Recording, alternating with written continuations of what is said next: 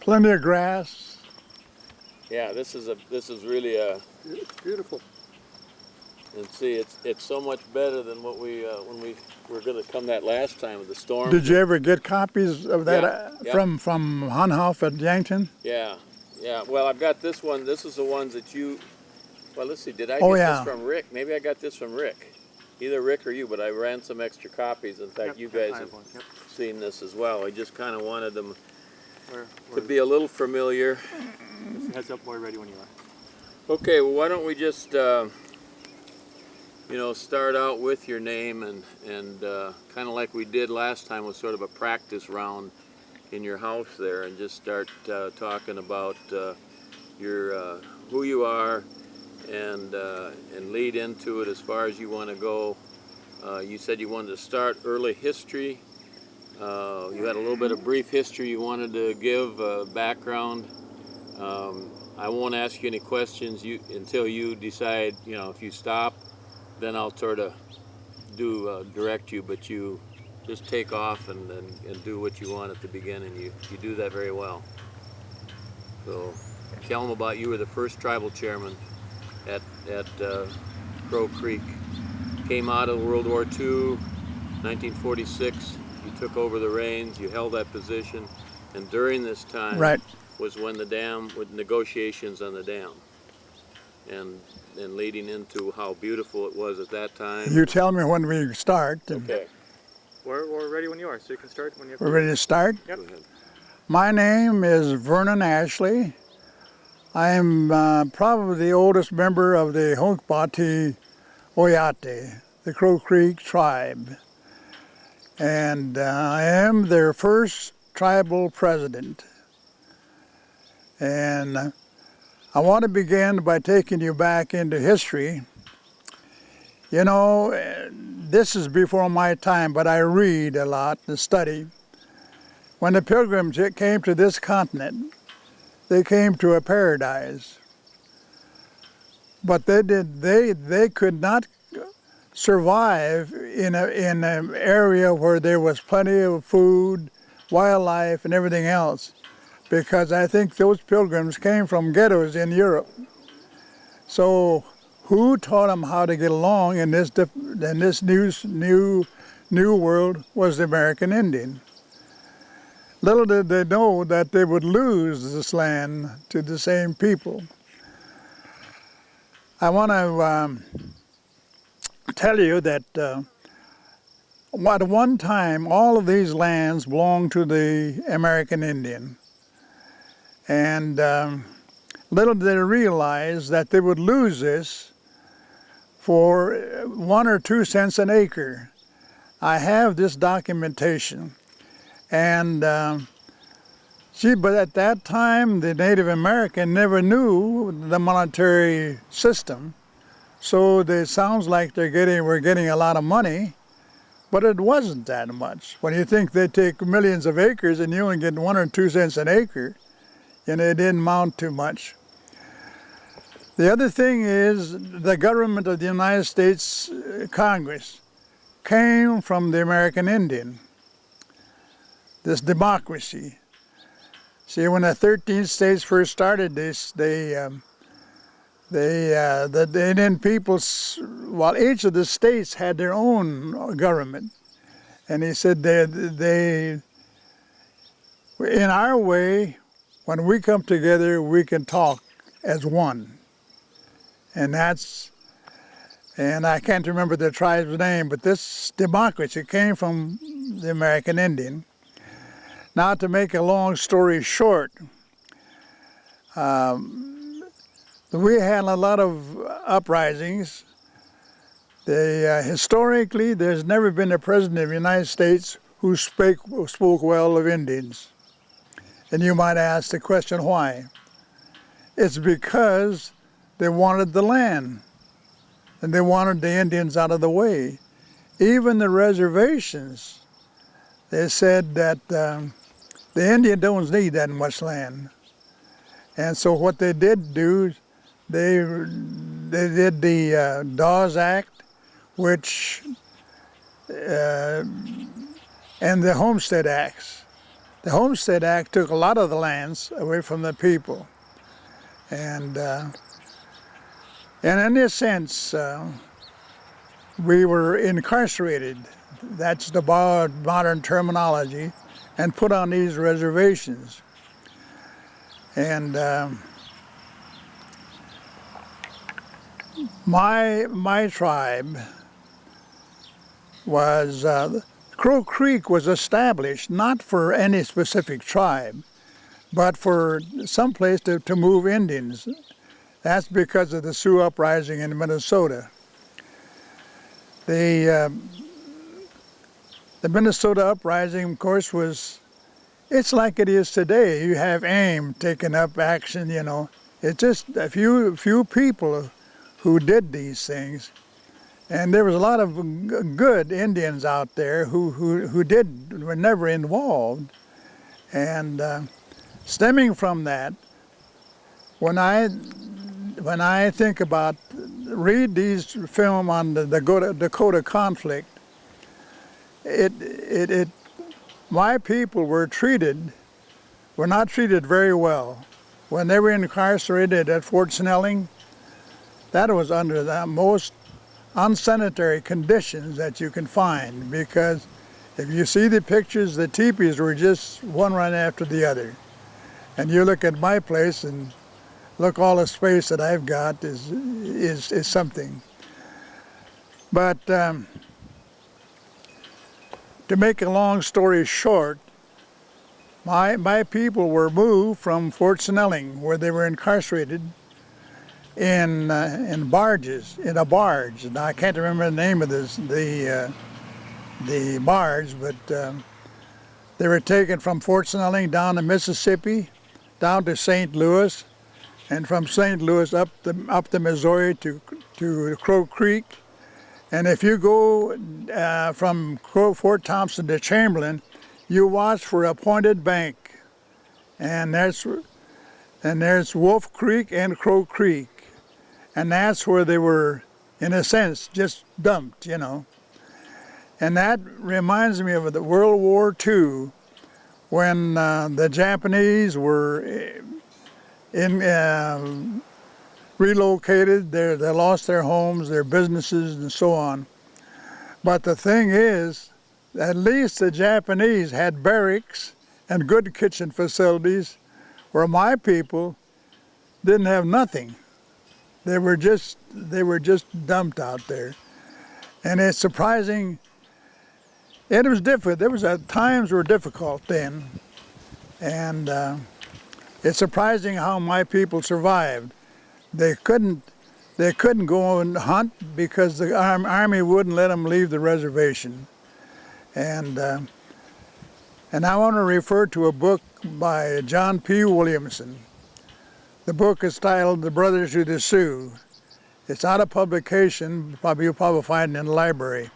And I think it's chapter 4 tells you about this whole incident of how my people were brought to Fort Thompson. Now, to make a long story short, I think I contend, and I have proven so far, that I am a descendant of that group that was brought there as prisoners of war. And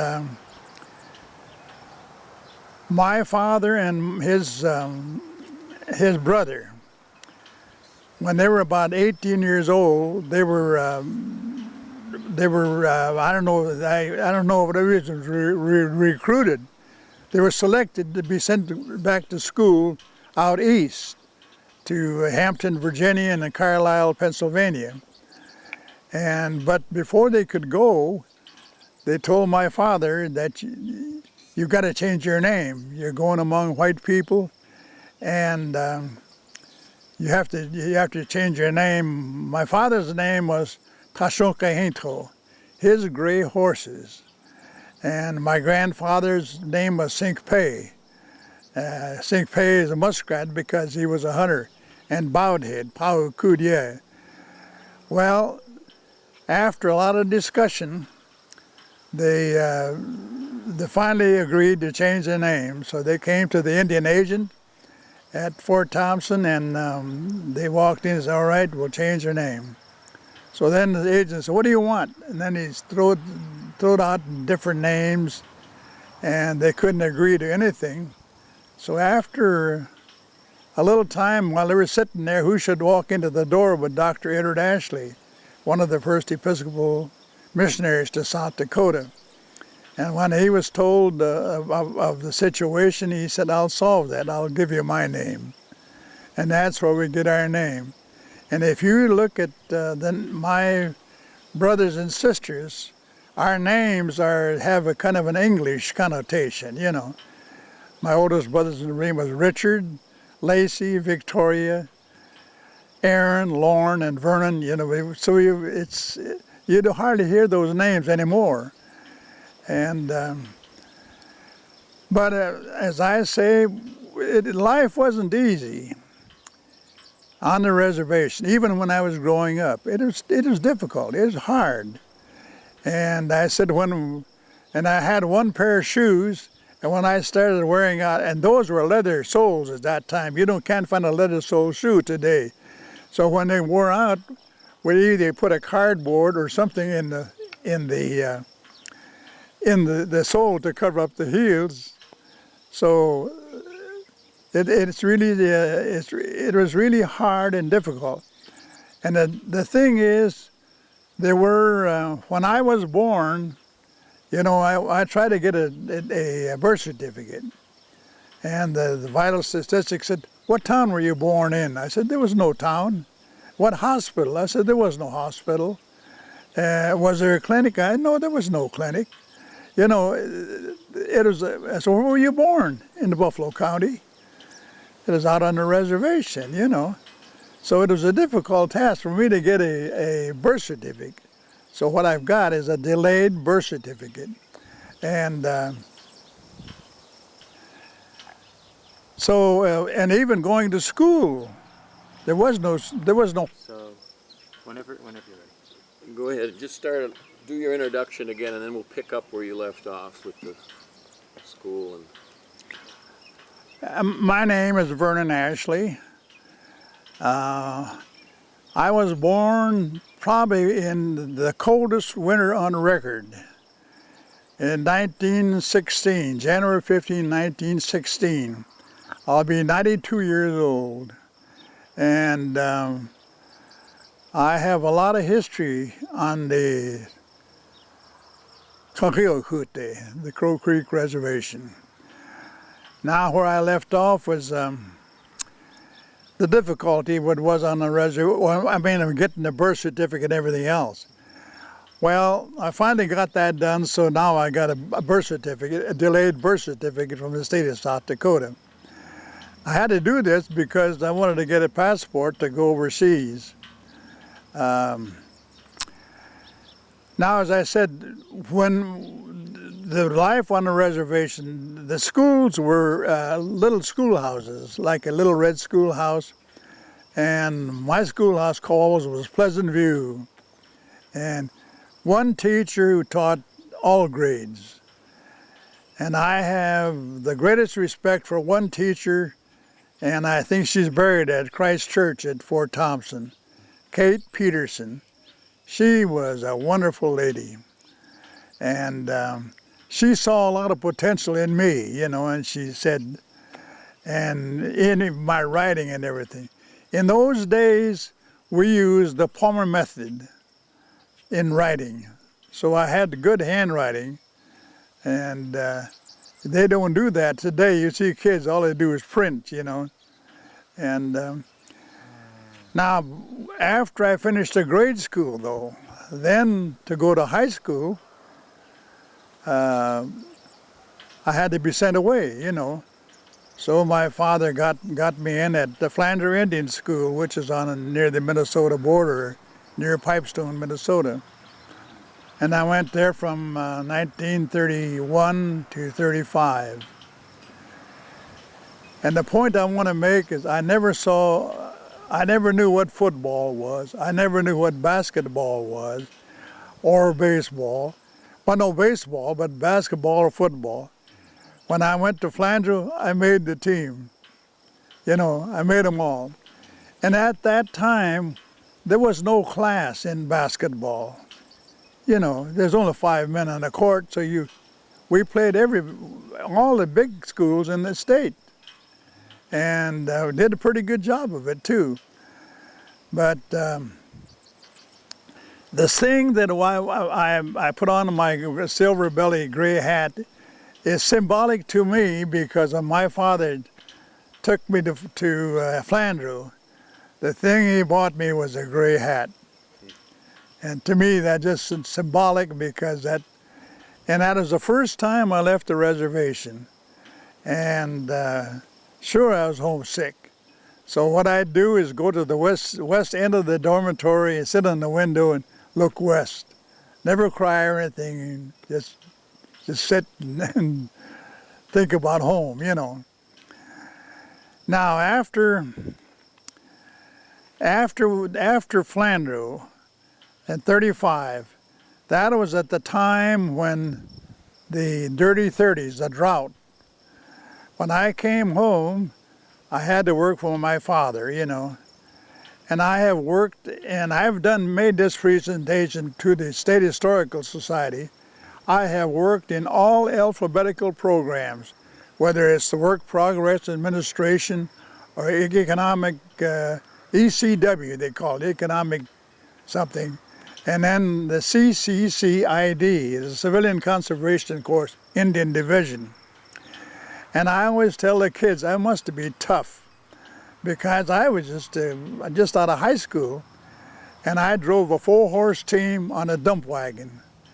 But the thing was, we had to travel to where the dams were going to be built, and I camped in a wall tent, and no inner spring matches. I slept on bed, quilts, you know, a couple of quilts and stuff like that. And then for food, I had a lunchbox, a good wood lunchbox. And the thing that really kept me going was sardines. And I think maybe sardines was the best thing I ever did in my life, because historically, sardines have a lot of food value. And maybe that's what gave me this long life. But I always tell about an incident. I wrote this too. The first time I had to hook up my horses on a dump wagon, and the government brought in Laterno equipment for dirt movers and stuff. So when I hooked them up to the dump wagon, of course that was different than the lumber wagon. So when I brought the horses under the the elevator, and that dirt hit the box, my horses took off. I was just like a rodeo. You know? I hung tough with them, and I brought them back. I had to bring them back underneath that elevator several times for them to get used to it. And I could take you to the dam. I was just east of Fort Thompson. And but you know, those days that pay wasn't much. But I got a lesson for young people today. When my pay came in, I signed the check and gave it to my dad. And my dad is old. I said, "You get us what we need." You know, and I made this presentation to the State Historical Society about 2 years ago, and but things went on, and then of course come the World War II, and the draft took all three of us, my older brother Aaron, and myself, Vernon, and Lorne, my younger one, and took all three. But during that time, I lost my father. So my mother was old, and she was widowed. And I always thought, what did my mother think when the county officials come and got us and loaded us up in the evening and took off? And took us to Washington Springs and boarded the train at night and going across country, didn't know where we were going. I wound up at Fort Leavenworth, Kansas. Now, that to me was the best experience I've had in my life, is the military service. It was a discipline that did me the good, and it brought me out of my shyness and everything else. And I'll tell you something new that I've never said before. My brothers, we were all put in different branches of the government. My older brother Aaron went into the infantry, it was all Army, and my younger brother Lorne was anti-aircraft, and I was put in the Air Corps. But then when I got in the Air Corps, I went into the medical division. So where I wound up was I was a dental technician. I made all replacements in the mouth. I was a gold expert. I cast crowns, bridges, lingual bars, palatal bars. I did all of that. We would never get a Purple Heart for the service I rendered as a dental technician, but we did a heck of a service for the airmen and airwomen, because I have even identified the wasps who crashed. We identified them by their teeth. That's the only way you can identify a person that's burned is their teeth. And of course that was, but in that, while I was in the service, I played for the Army in football.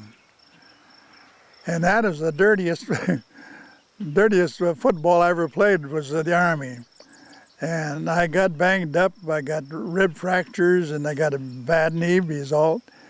And I remember playing the El Toro Marine Base. I was the only one that played the full game, and I was beat up, mind you, but I was determined I'm going to finish this game, and I did.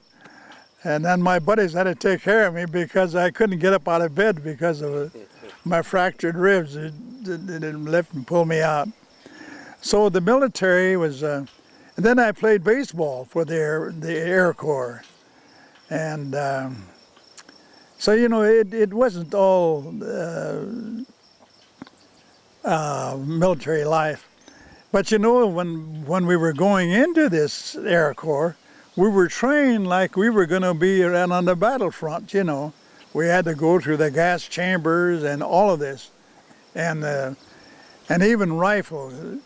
And I was a marksman because I grew up using a rifle as a hunter.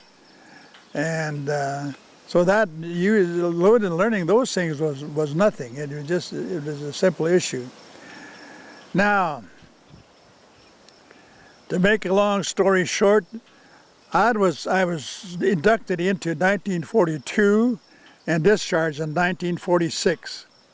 The point I want to make, which is important, is that in 1943, the U.S. Army Corps of Engineers and the Bureau of Indian Affairs went before the United States Congress to tell the Congress what the Pick-Sloan Plan was going to do to the Missouri River. They were going to harness the Missouri River to stop the flooding and generate power and do and enhance irrigation and so forth. Well, all that time they were telling Congress. They never told the tribe. You know, the tribe never knew about it. But that was 1943. I'm still in the service. So in 1946, when I was discharged, little did I realize what I was getting into when my cousin, Mrs. Mary Santee, said, "Cousin, would you agree to be a tribal leader?" I said, "Sure." So a few weeks later, she saw me in the streets. Well, cousin, you're in.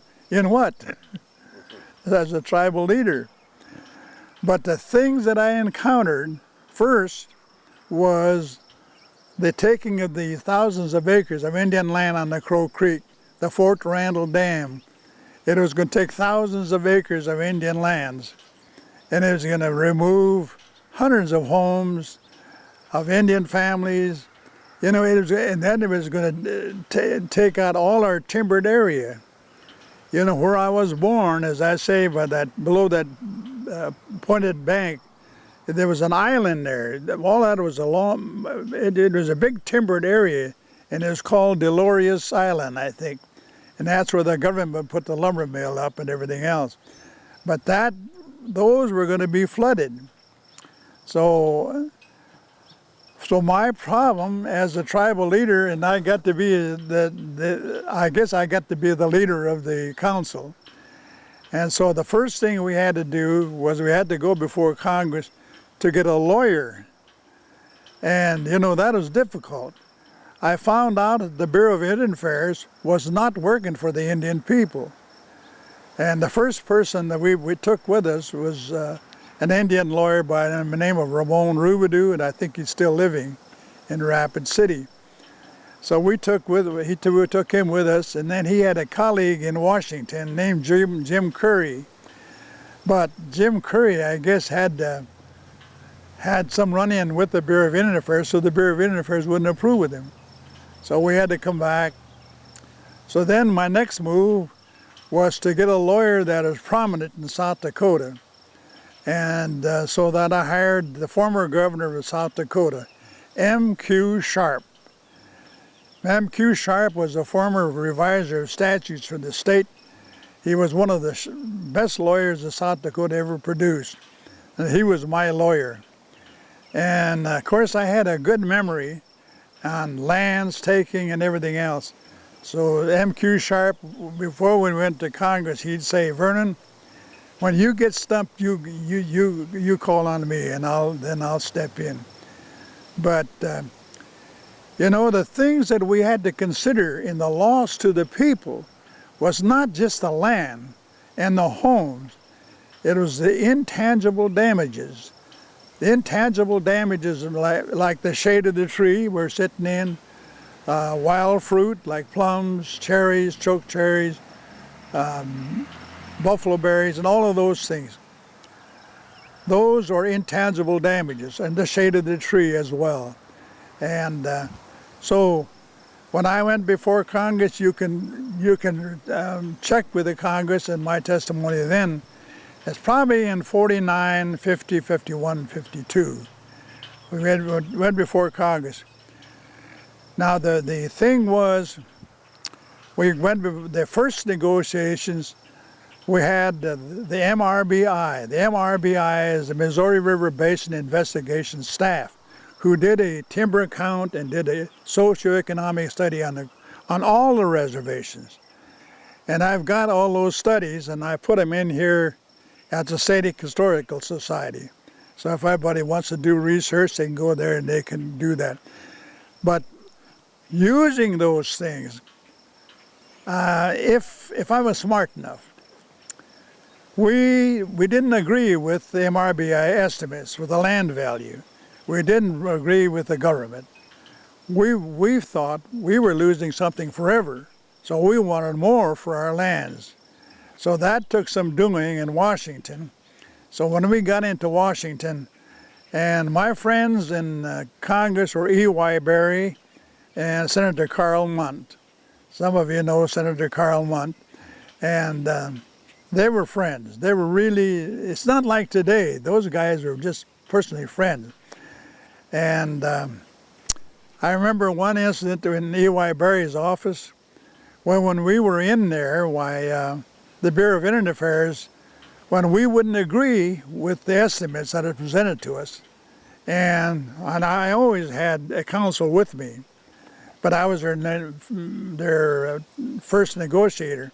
So when I wouldn't agree, the Bureau lawyer said, "Well, let's just leave Crow Creek out. We'll take their land by authority of eminent domain." So that really made me mad. I said, "The hell you will." And I started to get up, and the little lawyer, he's taking off, and E.Y. Berry said, no, it'll never be. But you know, even then, if we had known better, I would have compared, what are you giving the farmer and the rancher that's in the taking area? Come to find out, the farmer and the rancher got a lot better price than we did for our lands. But that's history. And now the Congress is trying to compensate us for those differences in value. And but that then the next thing I had to do was the tribe didn't have a constitution and bylaws. Now, the Act of June 18, 1934, the Wheeler-Howard Act, or the New Deal, authorized the tribes to form governments. But the Crow Creek did not accept the Wheeler-Howard Act. So the Crow Creek is a treaty tribe. And, but let's see, that'll be, the Wheeler-Howard Act is in 1934, and so by 48, 15 years later, we had to go to Congress to go, not to Congress, but to the Department of Interior to get administrative authority to form a government for the Crow Creek Reservation. So if you look in the Crow Creek Reservation, you'll see my name as a tribal chairman, and then that was approved in 1949. And that is the constitution and bylaws of the tribe.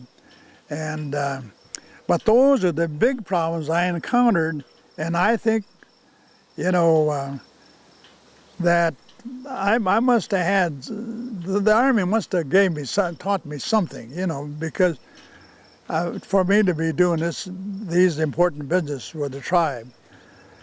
Now, during this time, though, the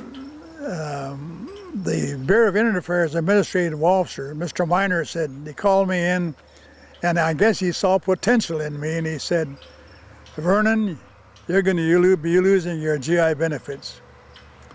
And so he said, "I suggest that you go to college." And well, I'm not no child yet then, you know, I'm in my 30s, you know, mid-30s. And so what I said, well, by that time my mother had died, and I was alone, so I said, I got to sell my stock. So we'll help you arrange that. We'll sell we take everything else. So they did. And so I sold all my stock and everything else, paid off all the debts, and then I bought me a little Chevrolet. And the car that I bought is right over here, my neighbor. He's remaking it. Really? It's a 50 Chevy. And it's a kind of a green, you know. Boy, I thought I was right uptown, and I drove that in there. And of course, at that time, that was a pretty nice car. And so I entered Dakota Wesleyan, and let's see, that'd be January. I entered mid-year. I can't remember now, 31, yeah. And I went to Dakota Wesleyan 3 years. I went summers and all. And then when I graduated, in fact, you'll see if you research in Minneapolis, the Minneapolis covered the story as the chief graduates from college. I had a war bonnet on and the gown and everything else. And in Minneapolis, they covered that story. And, you know, the students never made me think I was an Indian. I really was, Dakota Wesleyan was a great place. And George McGovern was one of my professors. And I forget his Indian law anyway. So the students, when I was in there, he was talking about law on the reservations, and he's talking about right-of-ways, you know. He said, if we want to make a road, he said, if it's a section line, we will just go through there and make the road. So I got his attention. I said, sir, I disagree with you. I said, you cannot do that on the reservation. The state law ends on the reservation line. And the students were all listening when we were talking about it. So I think I gave George McGovern a starting of studying other sections of law. But that prepared me for some of the best things in my life. After, now in '54, the other thing that came up was the Fort Randall Dam, you know, was going to flood the agency, Fort Thompson. It was going to take hundreds of homes, and So we had to prepare for all of this, and but when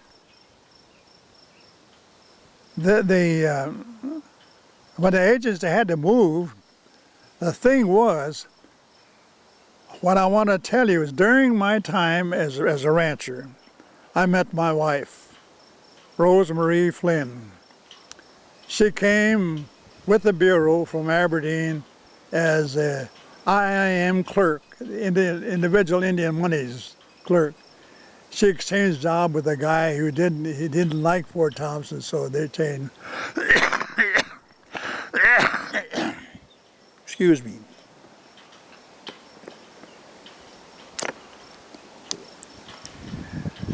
That was, meeting my wife was a complete change in my lifestyle, because before I was single, you know, and the reason is the loss of my mother. My mother was the biggest loss in my life, because I think she was the best lady who ever walked the face of the earth. And when I met my wife, she kind of stabilized me. And from there on, we had a good life. And now the agency moved. I want to get back to that. One day, here the truck came in and started loading all the stuff out of. Well, first I want to get back. I'm getting ahead of myself. We had to decide where we wanted to move the agency. So the first choice, of course, the Indian people wanted Chamberlain. So I said, okay. So we invited the city council for Chamberlain up to Fort Thompson, and we talked about what, and when you think about it, there's millions of dollars goes into these agencies. The leasing of land, the money for the Bureau of Indian Affairs, money for the health service, money for the school. You know, it amounted to millions of dollars. So when I presented this to the city council, they said, I wished we could get you to come to the city council. I said, sure, I'd be glad to. So like a goof, I went down to Chamberlain at the city hall, and I made my presentation and explained all of the monies that comes in there. And if we come here, a lot of these monies were spent right here in Chamberlain. And the mayor's name was Herschel Melcher. He was an attorney. He was a mayor. He sat up there, kind of a smile on his face, looking at me as I was making my presentation. And he got up and he said, if you want these stinking Indians in Chamberlain, he said, we're going to put them by you. And he pointed out to the merchants that was with me, you know. We'll put them by you and put them by you and you. So then, right then and there, I thought, no, this is no place for us. So then we contacted Pierre, and Pierre's the Chamber of Commerce, they came, man, they just welcomed us. They would guarantee us housing for our employees and all of that stuff they would do. And they came down to Fort Thompson, brought food. We had really a big meeting with Pierre. And so then, and of course we couldn't turn them down, because how could you turn down such a good presentation? So then the move was to Pierre. The difficult thing was, and it made it difficult for our Indian people, because to do business you had to go 70, 80 miles up to Pierre to do their business. But we did pretty well.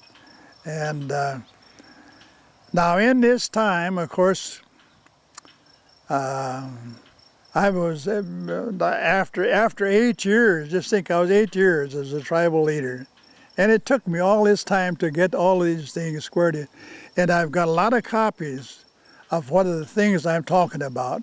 As far as land taking, land values, and all of these, I got these. And so then we were going to make a change. And so then from the agency, then I was, I want to make a point here. When we moved to Fort Thompson, CBS called and said, we'd like to make a film on the land taking on the Crow Creek Reservation. And that program was for CBS was Eric Severite. Eric Severite was a North Dakotan, and he had the program called The American Week. And so I said, sure, why don't you have just like we are here today. The television crew from New York came, and they did a complete story.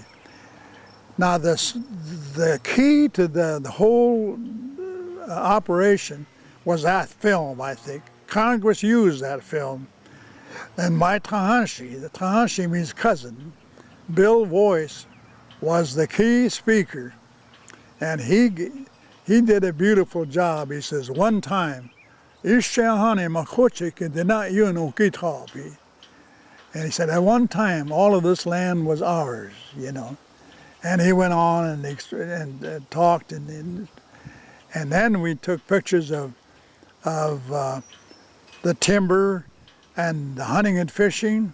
That film will show you we even got fish in the waters, and I'm the hunter in that film. And of course I had my rifle and everything, but I didn't shoot it. I just shot at a tree just to hear the firing. And but we were never able, and that's what we were never able to get that film. And I think I gave you copies of my letter to Eric Severite. I had the senators working on it, Senator Larry Pressler. But we could never get that film because I would like to show it before my Tahanshi was alive, and some of those people who were involved in that taking. Because the moving of our Indian people was a fantastic job. And it had to move those houses out of there, and that film will show you that mover was from Chamberlain, and I can't remember his name, but he moved those houses out of there, and it just disrupted the way of life completely, and I don't think we ever recovered. Now, and I'm sure my friend Buddy Flory will tell you about what it was like at Fort Thompson. Fort Thompson was a nice place. It was just as good as any city. Now, the reason why the Bureau of Indian Affairs employees all lived there, that was home to them. So they had lawns, it just, really nice. And their kids were in the same school as this other. In fact, some of those kids spoke Dakota as good as I did, They just grew up speaking the language, and there's a lot of benefits. But we lost all of that, and we have never recovered since. Now, getting back to where after the move and after this filming and everything else, then I had a family. I had some children, so I had to get someplace to get a little better money because the tribal pay was so small, Shucks, I think we only got $80, for, that wouldn't feed a family. So I said, I've got to do something else. So there was an opening came up at Standing Rock, on a Standing Rock Indian Reservation. So I applied. So my family and we drove up to a Standing Rock agency.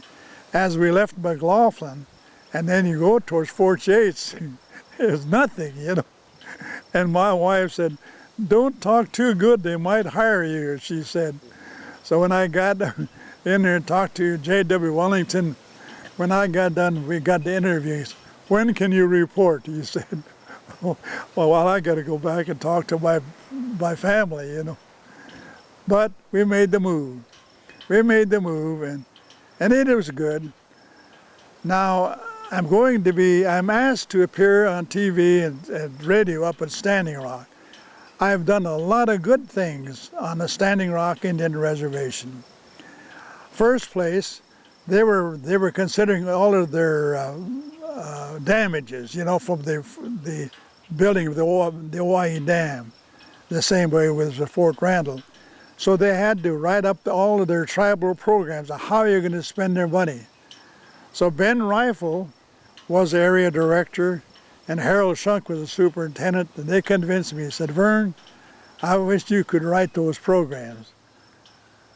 Well, okay. So then they made me assistant superintendent. I moved to McLaughlin, and I wrote most of the rehabilitation program.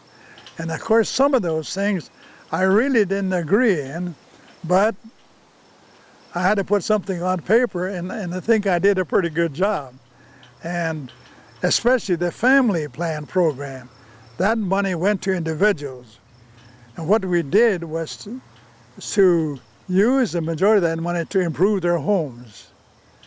And you know, that was the key to it. They agreed, the Indian peoples, all right, that's the way it'll be, you know.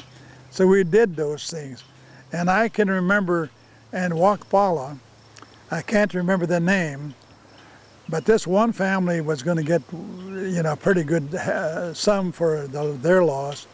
And when I went there, they lived in a kind of a dugout, in the log house. Part of it was in the dirt, and then the logs.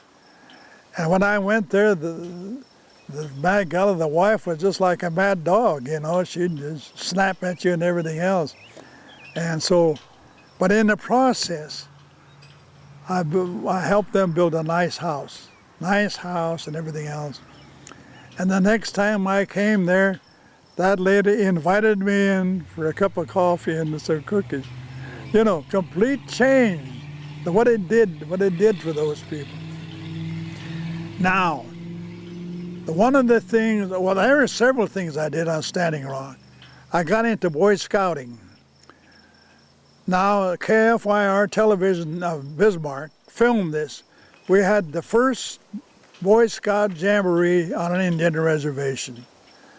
There was 21 counties, and the Missouri Valley Council in North Dakota was involved. And then we had that Boy Scout Jamboree on Fort Yates. And one incident was at the opening day, the scouts were in their little hutments all over in the trees, you know, and then the police force was really helpful to me in a lot of the things. They rode bareback. They come riding in there, shooting the guns, you know, like a raid. Those little scouts were making breakfast. They just dove into their hutments, you know. And I always remember that. It was just, and they really enjoyed it when they knew it was just nothing that serious. That was one of the things that my son's in scouting in Albuquerque. He just finished a camp out there. And they were trying to get that film, but I don't know if they ever got the film. Because that was back in the 60s, you know. So I guess it's pretty hard to retrieve some of these things. The other thing is, I wrote a story, and I don't know if I gave you a copy, because we put on a pageant of Indian life on the Standing Rock. Yeah. And the narrator was supposed to be Johnny Gates, and but when the time came to put on the program, I can't remember when that was. It was in the winter months. It turns out I had to be the narrator. So you'll see the picture of me in the full Indian costume and narrating what life was like. We had ladies who sang like the famous Indian songs like Pale Moon and the Indian Love Call and stuff like that. And then we had one lady who was the wife of the chief of the police. She did the sign language in the Lord's Prayer. And I'm telling you, we didn't have room for people. A lot of people had to be turned away to watch that. So I wrote this up, and maybe you got a copy. But those are some of the things I did there. And the other thing I think that was important that I did on Standing Rock was to pursue the paper pulping plant. South Dakota State University did a study on the pulping of paper using straw. You know, straw is something that comes up every year, and the farmer don't know what to do a lot of it. You know, some burn it, but what that plant would do would be to hire 500 people and establish another community altogether, and it create a sale for all the straw that the farmers would have. Now that we did. And I took the Cheyenne River and Standing Rock delegation to Peoria, Illinois, where there was a straw pulping plant there. And then we were going to produce pasteboard box material using straw, and then eventually get into good paper. But that was one of the projects we had on there. But then, that was in '65, I got a call from the governor of South Dakota. And he said, I'd like to interview you for a job with South Dakota. So I agreed. So I came down and had our interview. So there again, the governor says, when can you report? I said, well, I'll have to talk to my family. So we had to go back and talk to the kids. The kids were all involved. Let's go, you know. So then we moved from Fort Yates to Pierre. And that was one of the best things. And one of the first things we did as the Commissioner of Indian Affairs in South Dakota was to pursue this straw pulping plant. Governor Nils Woe was my first governor. Nils Woe to me was an ideal person for a governor. He had that dignity, he had that presentation, he was really something. And so when we went into Washington delegation, we went with Frank Duchesneau of Cheyenne River, and Dan Quilt and all of them, Dan Howard of Standing Rock, and then Louis Thief and all those guys. We went into to Washington to try to procure money for this big industry. And to come to find out what beat us was the paper lobby.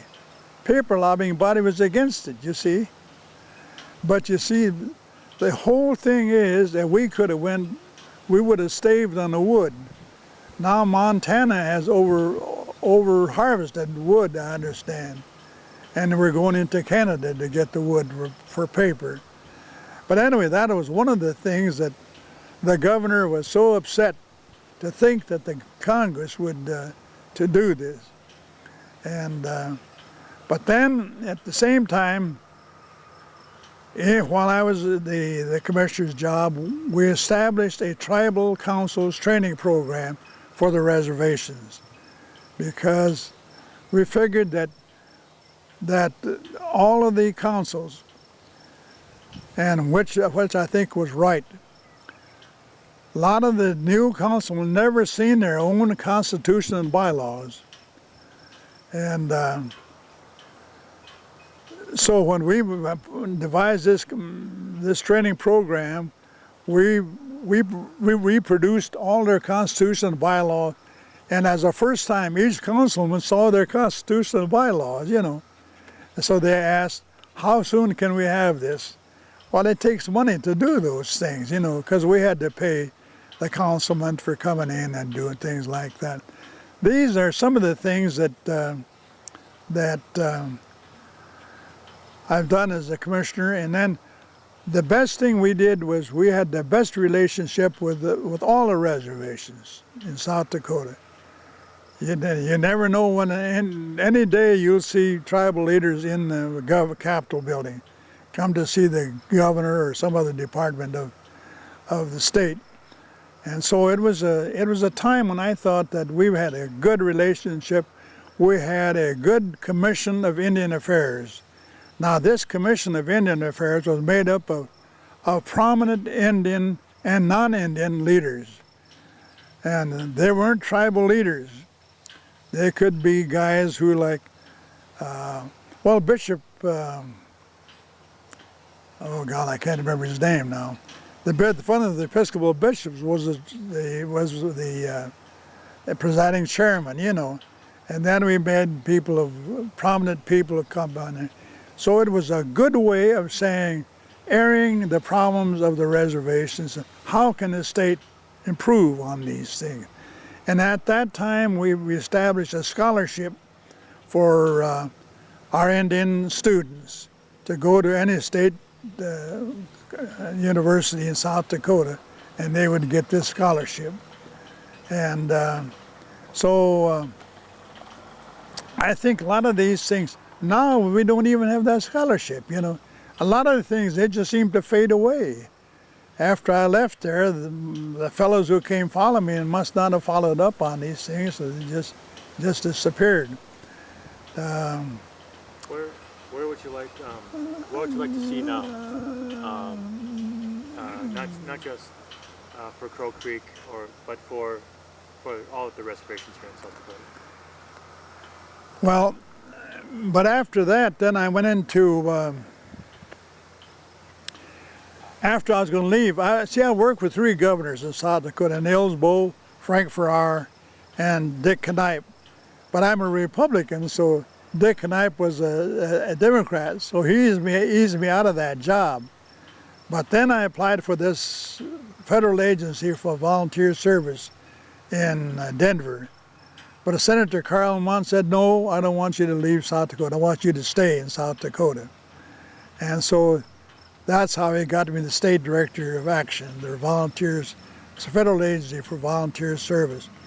And one of the things I've been trying to highlight lately, my first job as in that action program was the flood of Rapid City. That was talking about getting your feet wet.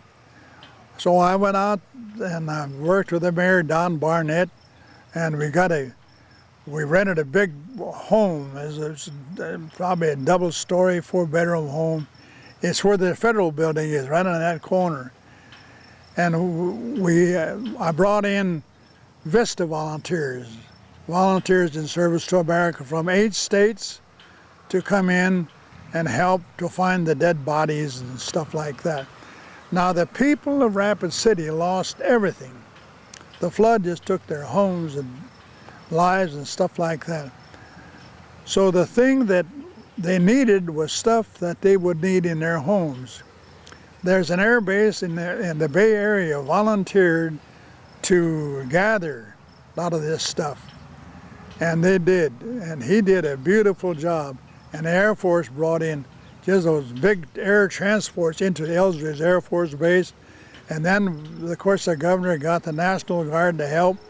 And those National Guard trucks, we took up a whole school. I think it's a Stevens High School.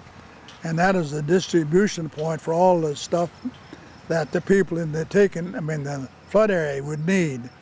And those VISTA volunteers should be commended. They waded in the mud and mire to search for dead bodies. And it was just fantastic, the job they did. Beside that, the Hutterites came in, offered their services free. And then we had RSVP to help distribute the stuff at the school. And that was under the governor's program. And it was really, that was under the action program. Now, after, let's see, that'd be, I was in the governor's office from 55 to 65, 65 to 72. 72 was the flood of Rapid City. 14 years afterward, I retired. And so of course the boys, you know how they are. They had to, they're active and everything else. So we had to move out of town. So I think it was in 1972 we bought this place.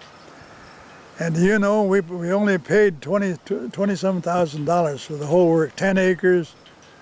And now I'm told this place is worth close to $250,000. Oh, I'm sure at least. And my friend said it's worth more than that. Oh, it's worth more than that. And so How are you? well, you we've wanna been take a little here. break? We've been here all these years, and now my wife and I made this place. And I want to show you a little pamphlet I put together.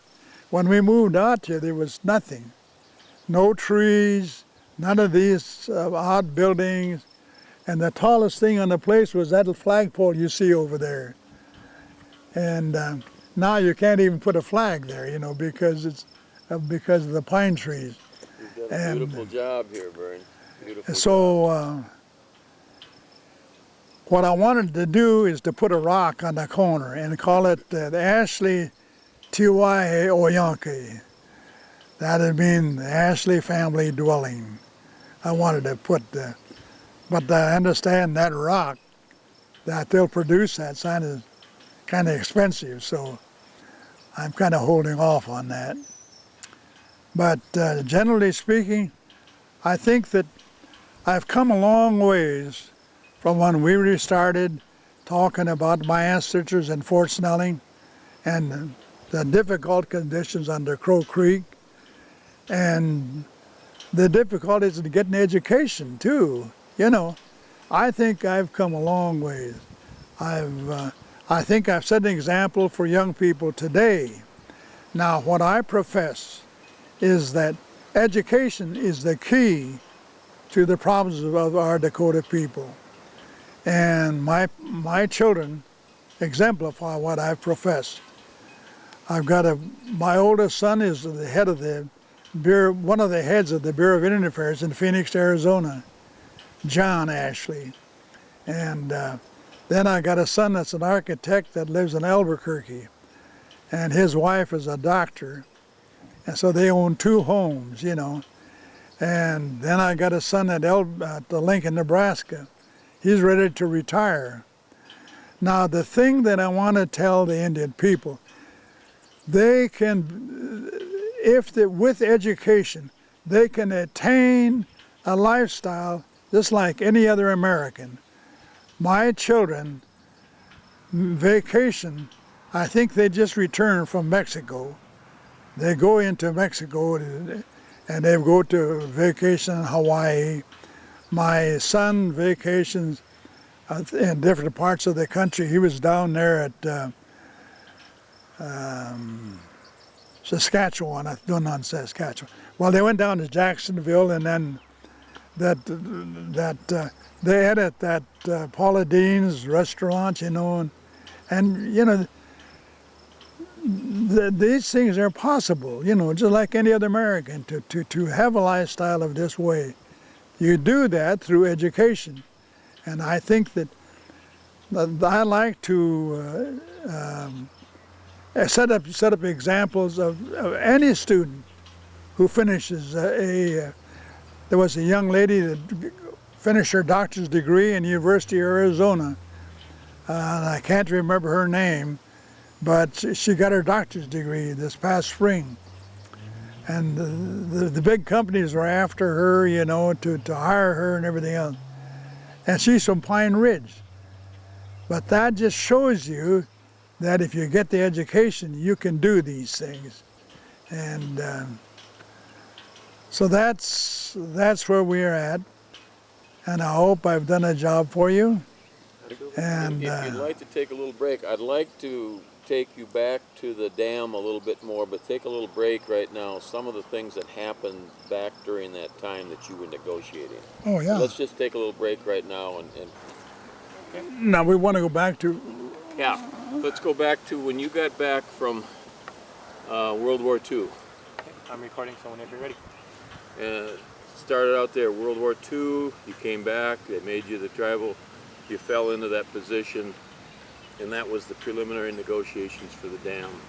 And what was going on? What was the promises that were made to you and the people of Crow Creek, and evolved up to when the dam, and the sadness of that whole part. While you're talking about this, we're going to go back and get some of that filming, some of the teepees that are there right now this weekend, and film some of that. So you can talk about the teepees or the way it was that you remember. You came back, the early days, the progressiveness of that whole area, and how that's taken you down and to the point where Crow Creek really hasn't recovered. Okay. So I'm go ahead. recording, so whenever you're ready. Okay, this is Vernon Ashley. We're going back to a time when the Pick Sloan Plan was taking thousands of acres of the Crow Creek reservation. As I said before, it was my job as a tribal leader to try to get just compensation for the tribe and its people. And you must remember, the MRBI made a socioeconomic study of this taking area. And they did a timber count. They did, I don't know how they did it, but they had in their socioeconomic studies I have, and they're in the state library or state historical society, is the other losses that the tribe would lose.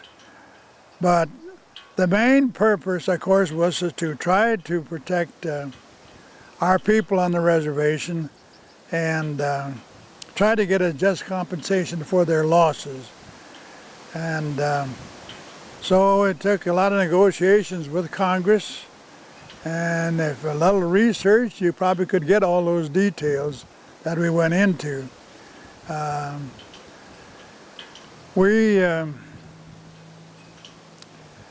The timber count was the big one, because as I referred to it years later, that skeleton forest, I called it, with all the dead trees standing in the water, you know. But now they're all falling over and drifting and so forth. But the Fort Randall Dam, now that alone was devastating to the tribe, because it lost the Bureau of Indian Affairs facilities. And those facilities were, as I remember them, they were, as I say, it was a community in itself, because the Bureau employees lived there, and they maintained the homes and everything else. And we had a good school system. My oldest sister worked in a dormitory, and a lot of my nieces and nephews graduated from high school right there.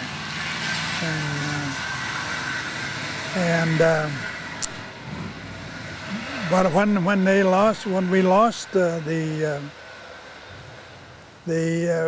facilities, that was a devastating blow to the tribe. Now we haven't, and as my son will vouch for it, the school has never been rebuilt, and the hospital's never been rebuilt. We got a clinic, of course.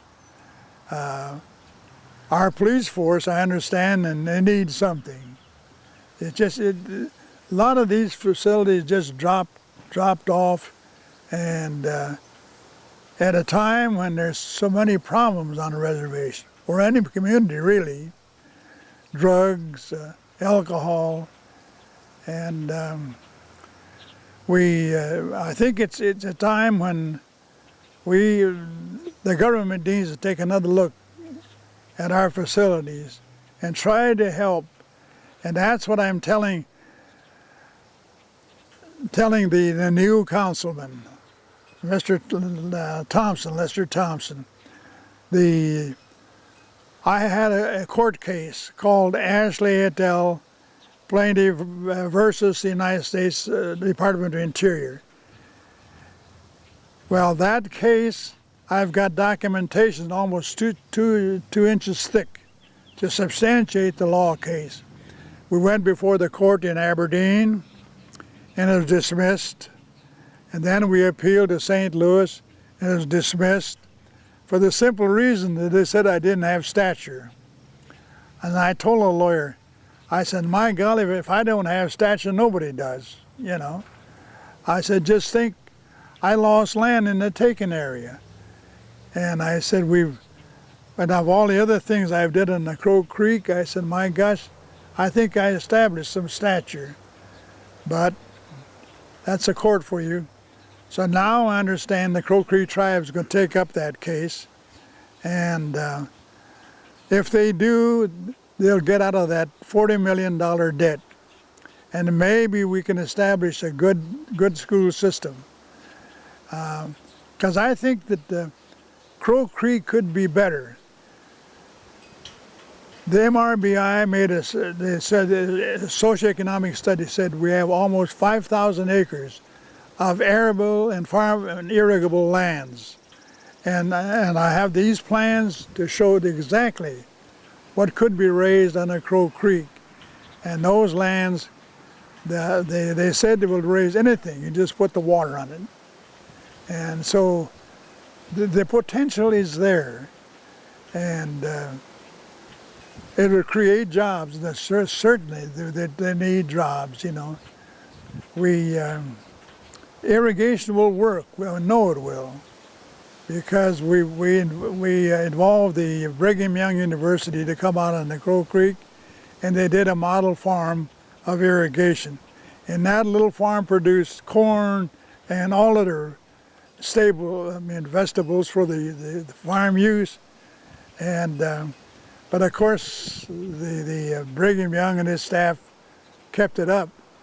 So the fellow who followed me as a tribal chairman, he said, "Why shucks, we can do that. We'll take that over."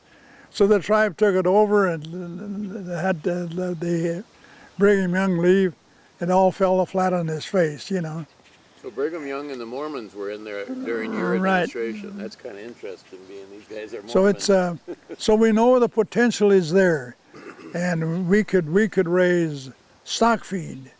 In fact, when I was in the governor's office, I said the tribe should use the facilities of our state universities, the Agricultural College at Brookings, the University of South Dakota, or even our teachers' institutes. We could use those, and the governor said we certainly can. They just ask and we'll do it, you know. So I had the support of the governor, but of course the tribal leaders at the time didn't see it that way, so it never was accomplished.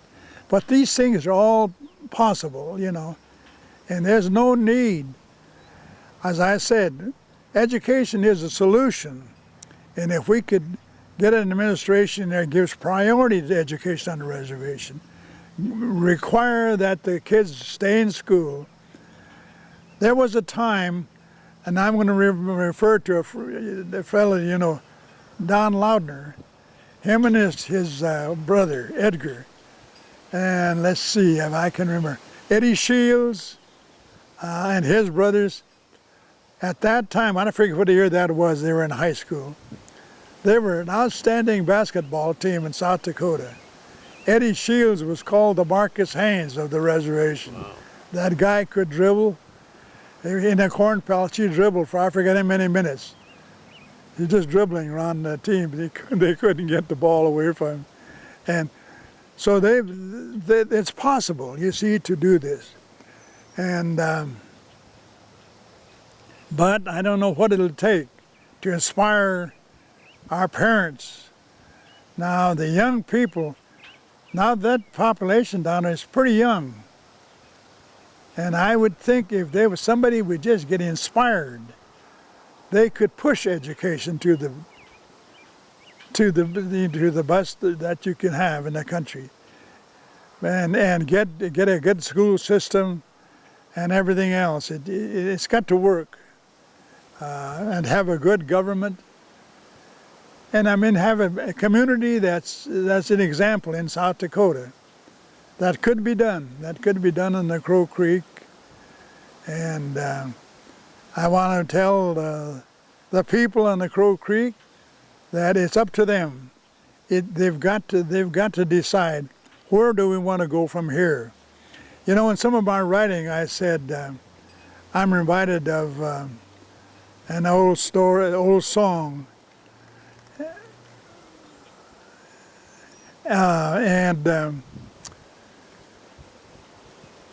My memories, you know, I said, I can't remember the words right now, but then with that song means, you know, if we could just continue, we would improve our lives. What you remember at that time, you actually worked in the hospital down there, and were some of those stories of what Oh, was it yeah. like down in there? It was fairly. Well, that is before the war. Yeah. Before the war, Talk I about worked. that. I worked in the hospital, and I was. Well, I was a jack of all trades in the hospital. I run the furnace stand, you know, and then I was a janitor. I even assisted in operation. But then I was an ambulance driver. But one of the things that I remember so vividly, old man Grassrope died on Lower Brule Reservation. Well, in order to get to Lower Brule, you had to go through Chamberlain and on to Reliance and then back up to Lower Brule. So I thought that the night person would do that. The day person would do that, or to move his body to Lower Brule. And the guys didn't want to do it. They waited until I came on in the evening to move that body. So I said, okay, we'll do it. And so we moved that body, and then at that time the hospital wasn't built to bring any, and the morgue was downstairs to bring that body out of there. So we brought that body out of there, put it in a hearse, and so then I was all alone. You know, I couldn't even get one of my relatives right along. So as I was going west out of Chamberlain, I could just feel something, chills running up my back. I had to look around. You know, that was the spookiest thing I ever did. And I delivered the body over to Lower Brule, came back, and it was really a time when that community was real good. I remember taking care of an old man, George Shields, and he's the grandfather of the Shields that are on the reservation. He was a good man. He was a good man, a bronc rider and everything else. But in his later life, he just couldn't help himself.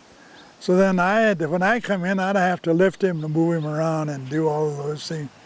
But it was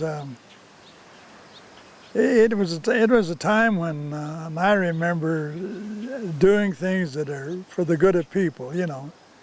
And but those things are gone, and the song goes, I live in memories among my souvenirs. Some letters tied in blue, a lithograph or two, a rose from you among my souvenirs. Do you remember that?